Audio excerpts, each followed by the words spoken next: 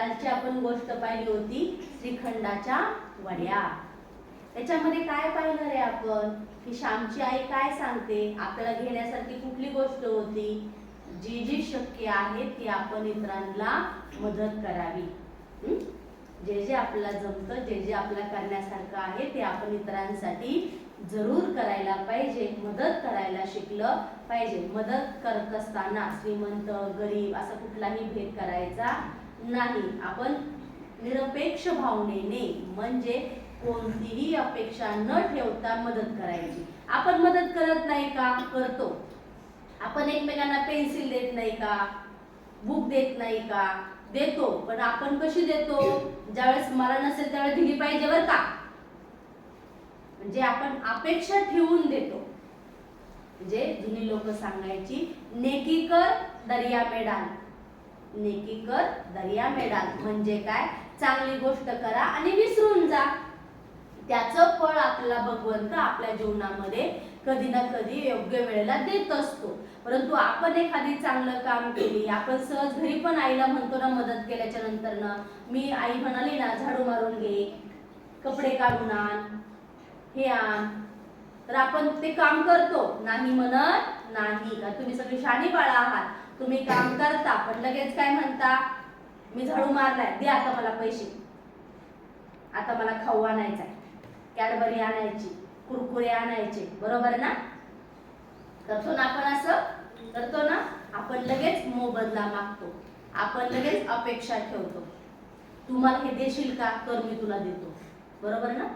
म्हणजे आपण मदत करतो पण अशी अपेक्षा ठेवून करतो. आणि ज्या वेळेला आपण अशी अपेक्षा ठेवून मदत करतो ना, ती मदत होत नाही बाळांनो. त्याच्यामुळे निरपेक्ष भावनेने स्वच्छ मनाने ज्याला जी आवश्यक आहे ती आपण मदत करायला शिकलं पाहिजे. हा एकच सार ह्या श्रीखंडाच्या वड्या ह्या गोष्टीमधून आपण घेतला. आज आपण पाहणार आहोत रघुपती राघव राजाराम, रात्र 15वी आहे, भाग 16वा. चला आपण आजच्या गोष्टीला सुरुवात करूया. लहानपणी मी देवाची भक्ती फार करीत असे. श्याम काय म्हणतो? लहानपणी मी देवाची भक्ती फार करीत असे. निरनिराळ्या पोथ्या वाचून भक्तीचे बीज हृदयात पेरले गेले होते व ते हळूहळू वाढत होते.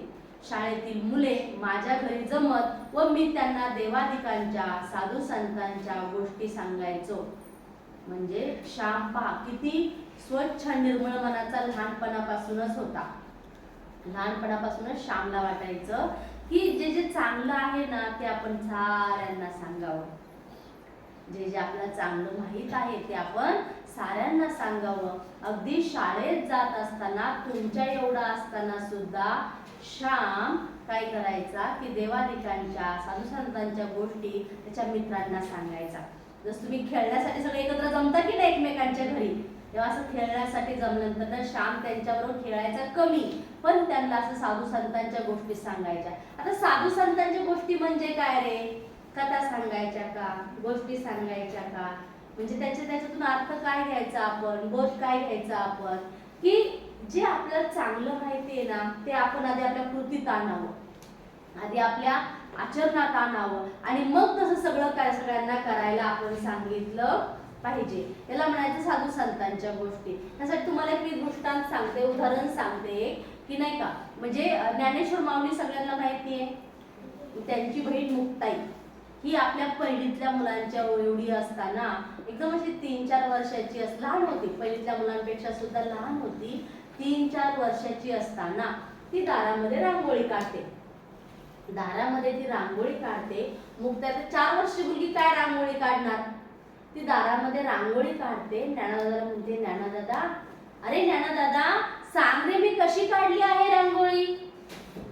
पहा स्वतः संत ज्ञानेश्वर माऊली त्या मुक्ताईला म्हणतात, छोट्या मुक्ताईला, अगं मुक्ते काय सांगू तुला, तू एवढी सुंदर रांगोळी काढलीयस, जगात तुझ्या एवढी सुंदर रांगोळी कोणीच काढू शकत नाही.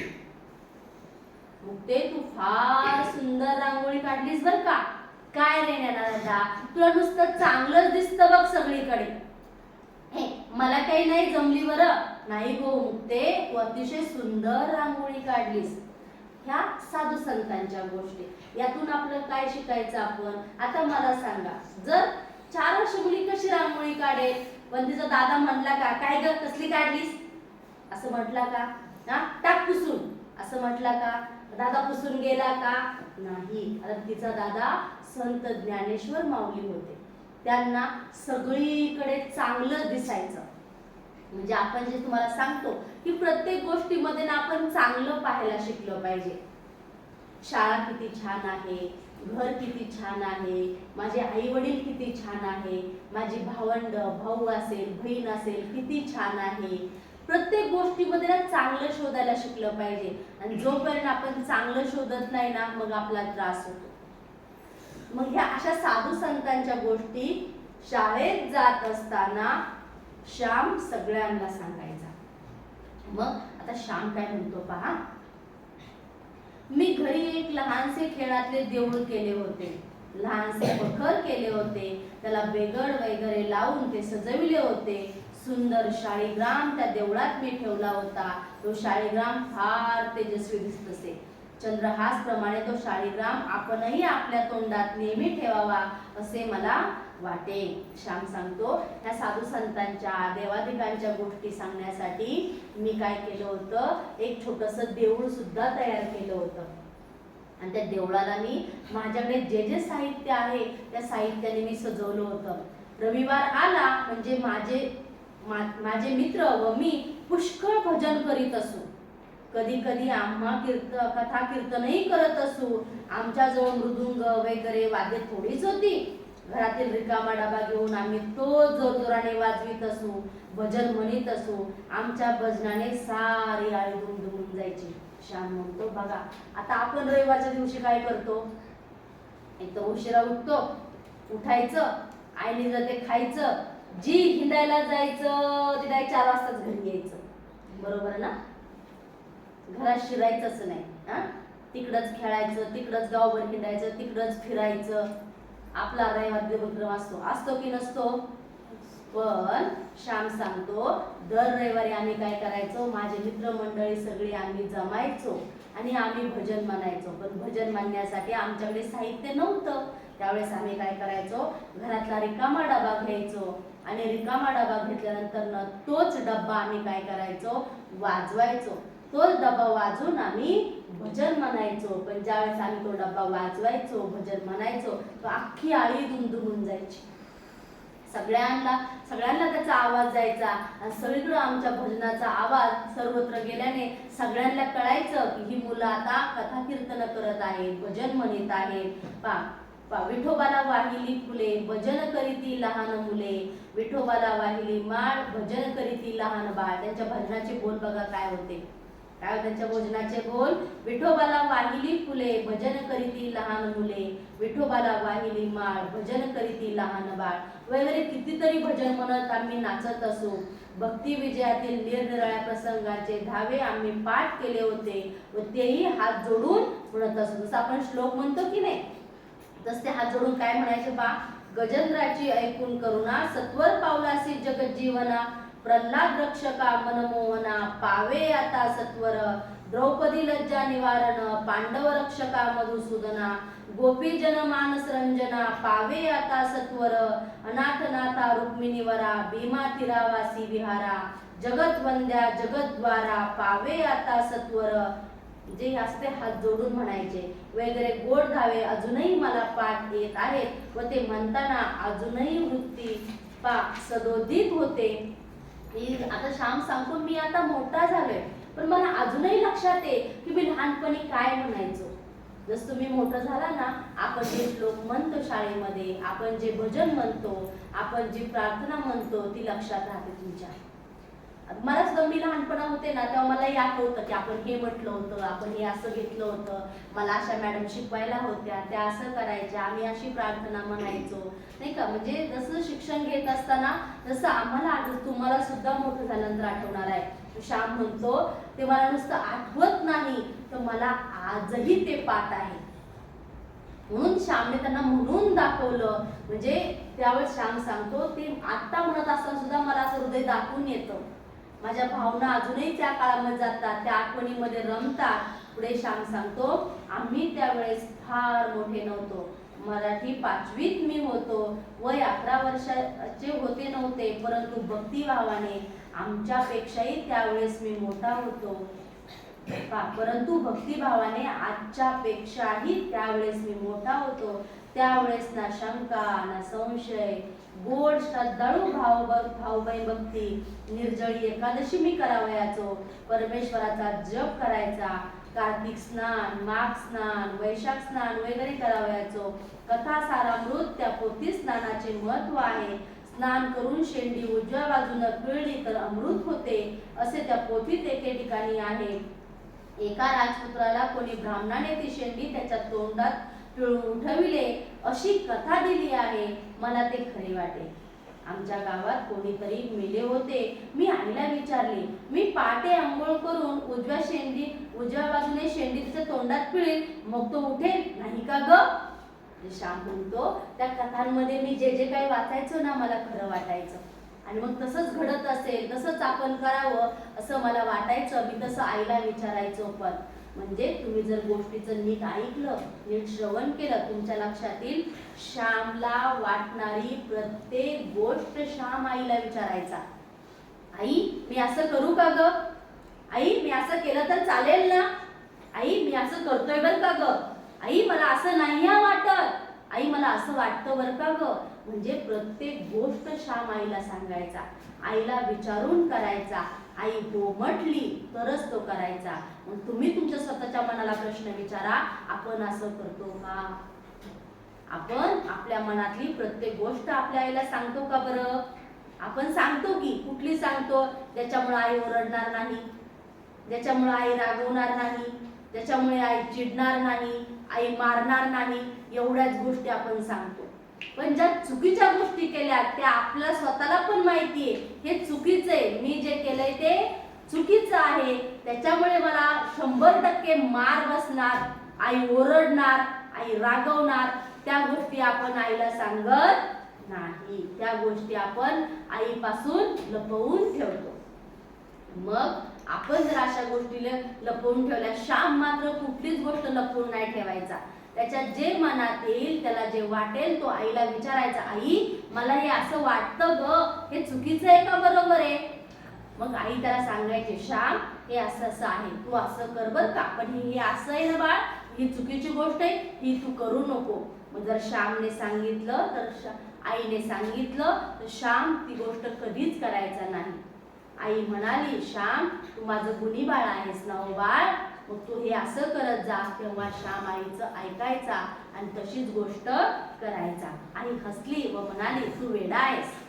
त्यावेळची ती भोळी श्रद्धा चांगली की आजचा संशय चांगला? मला काही सांगता येत नाही, परंतु जाऊ द्या, मी गोष्ट सांगणार आहे ती निराळीच.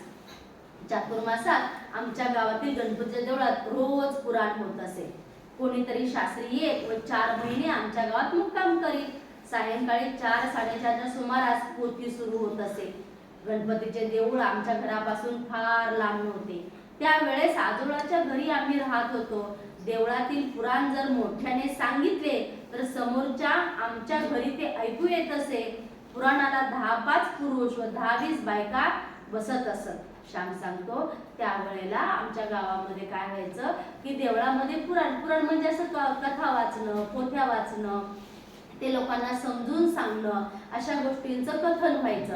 आणि श्याम सांगतो, ते देवळात जरी सुरू केलं तर आमच्या घरी सगळं काही ऐकू यायचं. त्या दिवशी रविवार होता. आता श्यामला जी रघुपती राजारामची गोष्ट सांगायची त्या गोष्टी सांगतोय, श्याम त्या दिवशी रविवार होता. देवळात पुराण सुरू झाले होते. आई पुराणास गेली होती. ती पुराणाला फार वेळ बसत नसे. थोडा वेळ बसून देवदर्शन घेऊन ती परत येत असे. घरात कोणी नव्हते. आम्ही मुले जमलो होतो. भजन करण्याचे ठरले. घरातील रिकामे डबे आणले, टाळ घेतले, भजन सुरू झाले. आम्ही नाचू लागलो, गाऊ लागलो. डब्यांचा कर्कश आवाज आम्हाला गोड वाटला. लहानपणी सर्वच आवाजात संगीत वाटते. मुलांना डबा बनवण्यात आनंद वाटतो, परंतु मोठ्या माणसास ती कटकट होते. श्याम सांगतो, आई पण पुराण ऐकायला जायची. मग आई पुराणाला जास्त वेळ नाही बसायची, थोडाच वेळ बसायची. पण त्यावेळेस काय झालं, आई सुद्धा पुराण ऐकायला गेली. आम्ही सगळी मुलं भावंडच घरामध्ये होतो. आम्ही काय केलं, घेतला डबा, लागलो बडवायला. लागलो भजन म्हणायला. आता लहान मुलांना तुम्ही पण पा ताटल्या वाजवताना, खायची ताटली वाजवताना, ग्लास वाजवताना तुम्हाला किती आनंद होतो, पण मला त्रास होतो, मी लगेच ओरडते. म्हणजे असं असतं लहान मुलांना ज्या कटकटीमध्ये त्रास आनंद वाटतो ना, मोठा कटकट वाटते, त्रास वाटतो. घरी पण आम्ही हे कपडे काय बनवतोस ते सारखं, आणि ते ना असं कसला आवाज करतो हे असले. कारण तुम्हाला तर डबा वाजवण्यात, ताटली वाजवण्यात, तुम्ही कधी ताटली वाजवता की नाही? असं करता की नाही? ताटली घेऊन कधी काठी घ्यायची ताटली मारायचं, असं करता की नाही?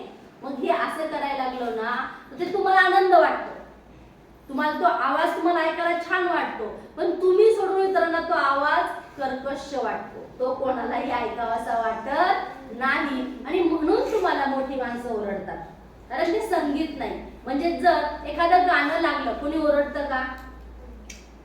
एखादं जर समजा गाणं लागलं असेल, भजन लागलं असेल, अभंग लागला असेल तर कोणी ओरडत नाही. कारण संगीत ऐकायला प्रत्येकाला आवडतं. संगीतामुळे काय होतं, जर आपण संगीत ऐकत राहिलो तर आपलं मन शांत होतं, आपलं मन प्रसन्न होतं, आपलं मन अतिशय आनंदित होतं. म्हणून डबा वाजवताना तुम्हाला तो आनंद मिळतो. पण त्याला संगीत नाही हे तुम्हाला लहान असताना कळत नाही, हे तुम्हाला मोठं झाल्यावरती कळतं की कर्कश आवाज म्हणजे संगीत नाही. गोड तुम्हाला सांगतो की आपण श्लोक छान गोड म्हटला की छान वाटतो, ओरडून म्हटल्यानंतर न ऐकावंसं वाटत नाही. आता पुढे काय घडलं पा, श्रीराम जय जय राम असा गोल दुमदुमून गेला. आम्ही मत्त झालो होतो, मत्त म्हणजे आम्ही दंगून गेलो होतो, आम्हाला भान राहिलं नव्हतं. प्रभू सवे लढू आम्ही कुस्ती, प्रेमाची चढली मजमस्ती रे, प्रेमाची चढली मजमस्ती. आमच्या कोलाहलाने देवळातील पुराणास अडथळा आला. म्हणजे आम्ही एवढं ते डबा बडवण्यामध्ये, ताटला बडवण्यामध्ये आणि श्रीराम जय जय राम भजन म्हणण्यामध्ये आम्ही एवढं दंग होऊन गेलो की देवळात पोथ्या पुराण चाललंय हे आम्हाला भानच राहिलं नाही. आणि आमचा सगळा आवाज त्या पुराण सांगणाऱ्या शास्त्री बुवांना त्रास वाटू लागला. कारण त्यांना पुराण सांगता येईना, ऐकणाऱ्या लोकांना ते ऐकता येईना. पा शास्त्री बुवांचे पुराण कोणाला ऐकू जाईना. काय शिंची कार्टी असे कोणी म्हणू लागले. हा सगळा त्या श्यामचा चावटपणा आहे. येथे पुराण चालले समजू नये का, पण घरातल्या माणसाला कसे आवडते, त्यांनी बंद नको का करायला. अहो पोरांनी हल्ली लाडोबाज करून ठेवतात अशी भाषणे देवळात होऊ लागली. आमचे भजन जोरात चालू होते, आम्ही आजूबाजूचे जग विसरून गेलो होतो. जसं थोड्या वेळापूर्वीच मी तुम्हाला सांगितलं, जर एखादी गोष्ट तुम्ही चांगली केली, तुमच्या आई वडिलांना चांगलं म्हणत नाही, तुमच्या मॅडमला कोणी चांगलं म्हणत नाही. पण तुम्ही जर वाईट केलं लगेच म्हणता तुझ्या आईने तुला असंच शिकवलं का रे, तुझे वडील असंच करतात का रे, तुझी मॅडम अशीच आहे का शाळेमधली. म्हणजे तुम्ही चुकीची गोष्ट केली ना की तुमच्यावर संस्कार करणारे शाळेतली मॅडम आणि तुमचे आई वडील ह्यांना नावं ठेवली जातात. तसंच झालं. श्याम ज्यावेळेस मोठमोठ्याने ओरडून भजन म्हणू लागला, डबे वाजू लागला, ताटल्या वाजू लागला आणि त्याचा त्रास देवळातल्या पुराण कथेवर होऊ लागला, तेव्हा सगळे लोक म्हणायला लागले ह्याच्या आईला कळत नाही का, ह्याच्या आई वडिलांना समजत नाही का, आई वडील लाड करतात म्हणून तो मुलं असं करतात, आई वडिलांनी सांगायला नको का असं करू नका म्हणून. पण याचं भान श्यामला मुळीच नव्हतं. श्याम अख्खं जग विसरून गेला होता आणि स्वतःच्या भजन म्हणण्यामध्ये दंग होऊन गेला होता. देवळातील मंडळींनी गुरुवाला बोलवले व त्याला ते म्हणाले, जा रे त्या श्यामच्या घरी, म्हणावे आरडाओरडा बंद कर, इथे पुराण चालले आहे. परंतु तो निघण्यापूर्वी माझी आई देवळातून परतली होती. मंडळीचे शब्द ऐकून तिला वाईट वाटले होते. ती वेगानं घरी येत होती. आम्ही सारे घर डोक्यावर घेतले होते.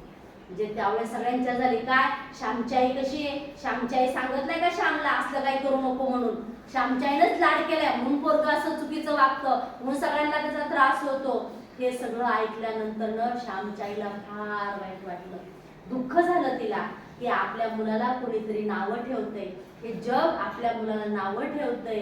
आणि त्या आईला एवढं दुःख झालं की देवळात ती पुराण ऐकायला थांबलीच नाही. ती डायरेक्ट घरी निघाली. तोपर्यंत कुणीतरी म्हटलं, जा रे त्या गुरवला बोलून आण आणि श्यामच्या घरी जा, श्यामला सांग असं नाही करायचं. पण हे सांगायच्या आधीच आई तिथून निघून आली होती, कारण आईला फार वाईट वाटलं की आपल्या मुलांना हे जग, या जगातली माणसं नावे ठेवत आहेत. पहा,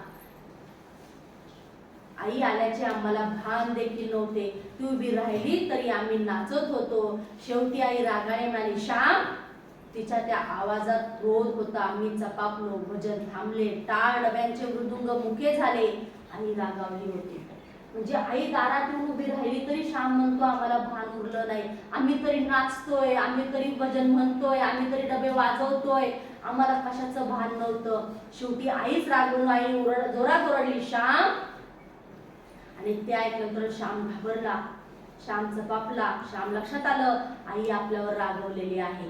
पहा, आता पुढे ऐका, काय झाले आई, मी विचारले. तुला लाज नाही रे वाटत हा दुडघूस घालायला? आई रागाने बोलली. आईला राग आला होता, कारण आपल्या मुलाला जगाने नावे ठेवली होती. आपण मागच्याच गोष्टीमध्ये पाहिलं, आई रागवते, आई ओरडते, आई चिडते. का?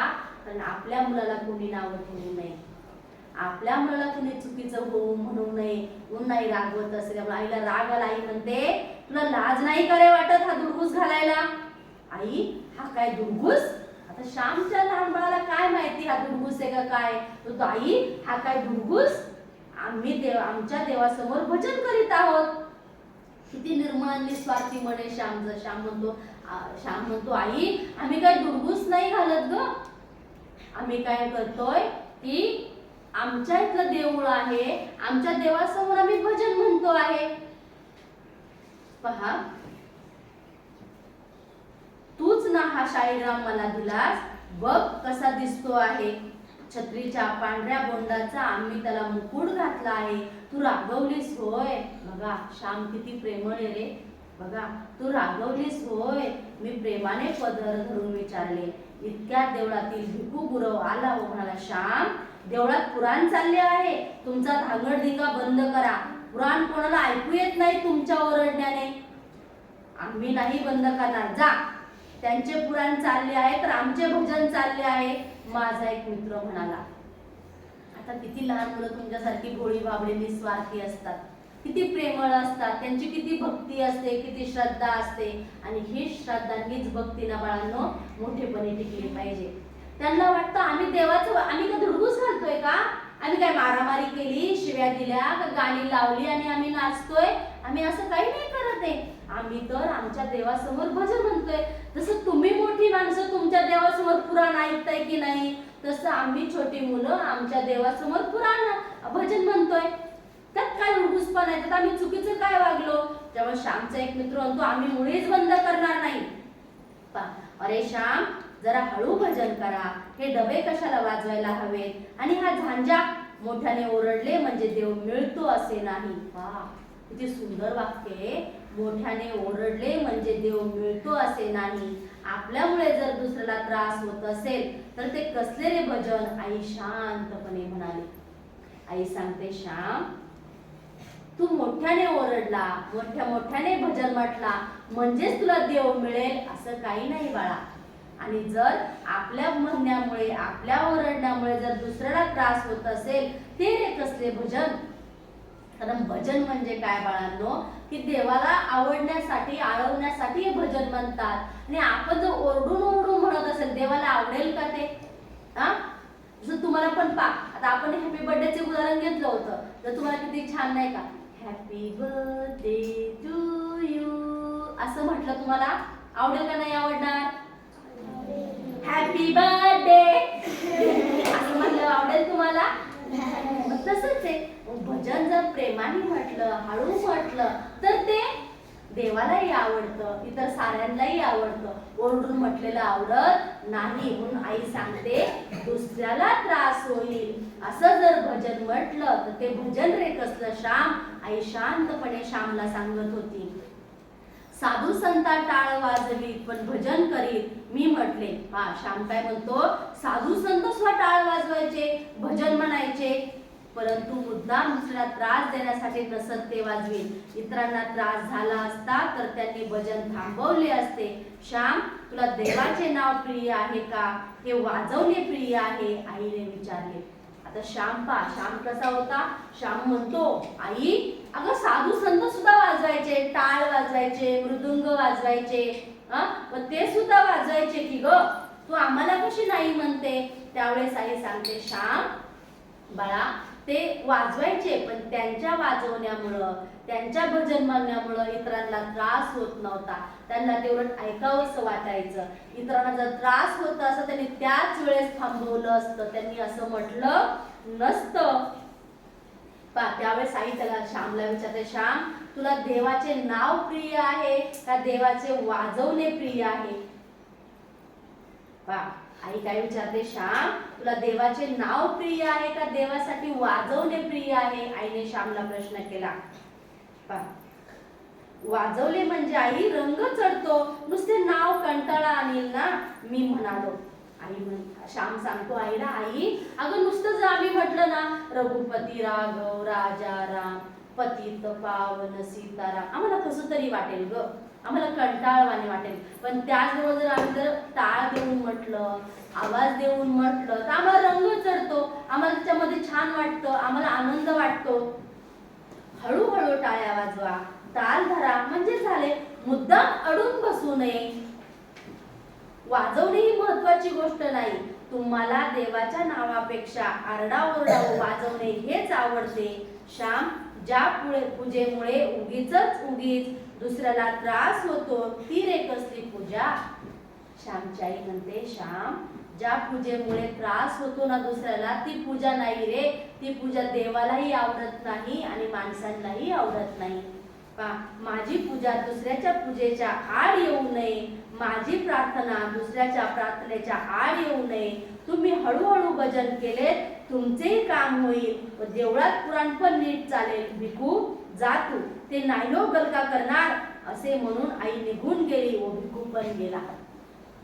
आई यावेळेला आई सांगते, श्याम तुम्ही भजन म्हणताय ठीक आहे, पण तुमच्या भजनामुळे, तुमच्या देवावरील व्यक्त करण्याच्या प्रेमाच्या कृतीमुळे इतरांना त्रास होतोय, त्यांना त्यांचं काम करता येत नाही. मग आपण आपलं काम करताना इतरांना त्रास होता कामा नये. तुम्ही कसं करता? झाडाला पाणी घालायला लावलं, तुमचं शाळेवरती प्रेम आहे, लावलेल्या झाडांवरती प्रेम आहे, पण तुम्ही इतरांनी आणलेलं पाणी घेता, इतरांना धक्का देता, इतरांना त्रास देता. म्हणजे आपण काम करताना इतरांना त्रास होईल असं काम केलं तर ते काम उपयोगाचं आहे का? ते काम देवाला आवडेल का? नाही.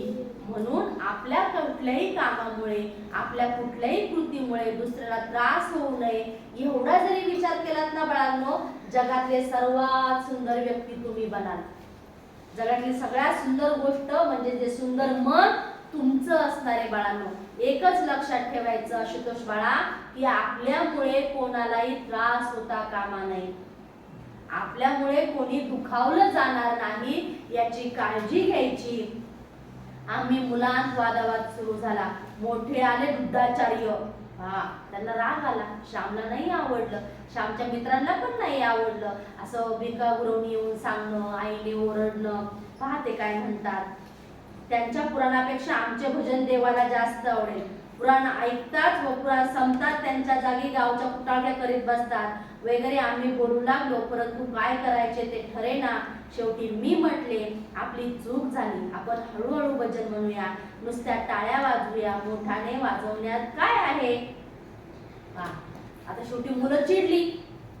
मुलं म्हणाली, मोठी माणसं काय सांगतात एक आणि करतात एक, ते ऐकतात पुराण आणि पुराण संपून गेलं की मग काय करतात? गप्पा मार, हा असा आहे तो तसा आहे, त्याची मुलं अशी आहे त्याची मुलं तशी आहे, एकमेकांची निंदा करतात. त्याचा काय उपयोग आहे? मग पुराण कथा ऐकताय, त्यातलं चांगलं घ्यायचं आणि घरी यायचं ना. अशा दुसऱ्याची निंदा नसती का करायची? याचा मुलांना राग आला. म्हणजे तुम्हा मुलांना सुद्धा प्रत्येक गोष्ट कळते. तुम्हाला पण वाटतं ना की आई तू नुसतीच सांगते, टीव्ही बघू नको, स्वतः कशी बघते? तू सांगते फोनला हात नाही लावायचा, फोन ठेवून दे बाजूला, तू कसा फोन घेऊन बसते? बरोबर आहे की नाही? असं तुमच्या मनामध्ये प्रश्न पडतो, पण तुम्ही लहान असल्यामुळे तुम्ही विचारू शकत नाही, तुम्ही म्हणू शकत नाही, पण तुम्हाला प्रश्न पडतात, तुम्हाला त्या गोष्टीचा राग येतो. म्हणूनच मी मगाशीच तुम्हाला सांगितलं, तुमच्यासाठी वेगळा नियम, आणि माझ्यासाठी वेगळा नियम असं होणार नाही. जो नियम तुम्हाला शाळेत येण्यासाठी लागू आहे तोच नियम मला सुद्धा लागू आहे. तुम्ही आणि मी काही वेगळे नाही. जसं तुम्हाला मी करायला सांगते त्याच्या आधी ती गोष्ट मी करणार आणि मगच मी तुम्हाला करायला सांगणार. पण श्याम म्हणतो नाही रे, आपलं चुकलं, आपण हळूहळू भजन म्हणायला पाहिजे. आता आपण काय करू, डबे वगैरे ठेवून देऊ आणि आपण हाताने टाळ्या हळूहळू वाजवूया. मित्र काय म्हणतात पा, श्याम तू मित्र आहेस, आपल्याला नाही आवडत. बापू म्हणाला, बघा मित्र, श्याम तू मित्र आहेस रे, मला नाही आवडलंय. त्यात भित्रेपणा कोठे आहे? विचाराप्रमाणे वागणे हे भूषण आहे, अविचाराने वागण्यात का पराक्रम आहे, मी विचारले. श्याम म्हणतो जे चांगलं आहे ते स्वीकारायला काय हरकत आहे? जर ते चांगलं नसेल तर आपण स्वीकारू नये, पण जे चांगलं आहे, जे मोठी माणसं आपल्याला सांगतात ते आपण स्वीकारलं पाहिजे. माझ्यावर रुसून माझे मित्र निघून गेले, त्यांना राम नामापेक्षा डबे बडविणे प्रिय होते. मी एकटाच राहिलो. मी भित्रा होतो का? मला काही समजेना. मी रडत रडत देवासमोर रघुपती राघव राजाराम करीत बसलो. श्याम म्हणतो मला आता कळेच ना, कारण डबे वाजवायला सांगितले नाही, माझे मित्र माझ्यावर चिडले आणि निघून गेले. मग मला वाटलं, मी पण विचार केला की माझ्या मित्रांना भजन म्हणणं प्रिय होतं का डबे वाजवणं प्रिय होतं? जर त्यांना भजन म्हणणं प्रिय असतं ते थांबले असते, पण त्यांना डबे वाजवणं प्रिय होतं म्हणून ते डबे वाजवू नका म्हटल्यावर रागारागाने निघून गेले. त्यामुळे श्यामला कळेना की नक्की कोण खरंय. मी आईच्या म्हणण्याप्रमाणे वागतो ते खरंय का माझे मित्र चिडून निघून गेले ते खरंय? श्यामला खूप रडू येऊ लागलं. कारण श्याम साधा, भोळा, निरागस, अतिशय प्रेमळ असा होता. प्रत्येक गोष्टीचा बारकाईने विचार करणारा श्याम होता. ही गोष्ट चुकीची आहे का, ही गोष्ट बरोबर आहे याचा विचार करणारा श्याम होता. आणि मग ज्या वेळेला श्यामला रडू आवरेना त्यावेळेस श्याम त्यांनी बनवलेल्या देवासमोर बसला आणि रघुपती राघव राजाराम म्हणायला लागला, लहानपणी माझे मित्र मला त्या दिवशी सोडून गेले, त्याचप्रमाणे आजही मोठेपणी मला मित्र सोडून जातील व मी एकटाच राहील. लहानपणाप्रमाणेच आजही रडत राम राम म्हणत बसेल. रवींद्र टागोरांनी म्हटले आहे, तुला एकटेच जावे लागेल. जा, तू आपला कंदील घेऊन जा. लोकांचा टिकेला जेव्हा सुटेल व तुझ्या हातातील दिवा विझेल, परंतु तो पुन्हा लाव व पुढे पाऊल टाक. तुला एकट्याने जावं लागणार आहे. खूप मोलाचा संदेश दिलाय. तुम्ही जर नीट ऐकलं असेल तुमच्या लक्षात येईल. अतिशय मोलाचा संदेश दिलाय. श्याम म्हणतो रवींद्र टागोर यांनी सांगितलं की ठीक आहे, आज तुझे मित्र तुला सोडून गेलेत ना, उद्या सुद्धा तुला ते सोडून जाणार आहे. असं कुठला क्षण राहणार नाही की त्या क्षणी तुझे मित्र तुझ्या बरोबर असणार आहे.